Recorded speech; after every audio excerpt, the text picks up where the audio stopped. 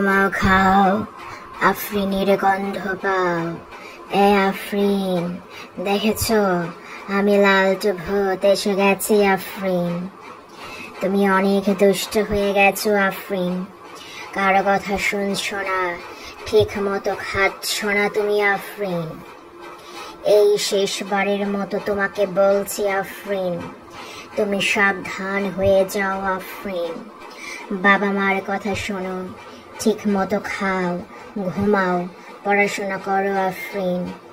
যদি লালটু ভূতের কথা শোনো আফরিন, তাহলে লালটু ভূত তোমাকে অনেক ভালোবাসবে আফরিন। যদি লালটু ভূতের কথা না শোনো আফরিন, তাহলে মনে রেখো লালটু ভূত তোমাকে টুপ টুপ করে খেয়ে ফেলবে আফরিন। তোমার বাবা মা আমার কাছে বলেছে তুমি নাকি কারো কথা শোনো না আফরিন, সব সময় নাকি পচা পচা কথা বলো আফরিন। তুমি কেন স্কুলে যেতে চাও না আফরিন বলো তো?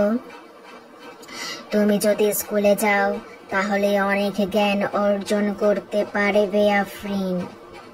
অনেক জ্ঞান অর্জন করলে বড় হলে তুমি শিক্ষক হতে পারবে, পাইলট হতে পারবে, বিজ্ঞানী হতে পারবে, বড় বড় ব্যাংকে কাজ করতে পারবে আফরিন।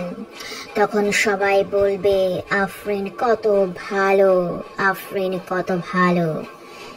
সেটা শুনে তোমার বাবা মা কত খুশি হয়ে যাবে আফরিন, সেটা কি তুমি ভেবে দেখেছো আফরিন? তাই বলছি আজকে থেকে আর দুষ্টুমি করবে না আফরিন। তুমি তো জানো আফরিন লালটু ভূত দুষ্টু বাবুদের সাথে কি করে, জানো না তুমি আফরিন?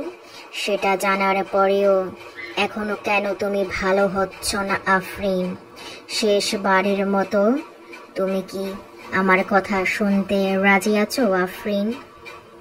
আমি তোমাদের তেঁতুল গাছে থাকি, তেঁতুল গাছের ডগায় মাঝে মাঝে এসে বসে থাকি। তারপর রাতের বেলা দেখি তুমি তোমার বাবা মার সাথে কি কি করো আফরিন।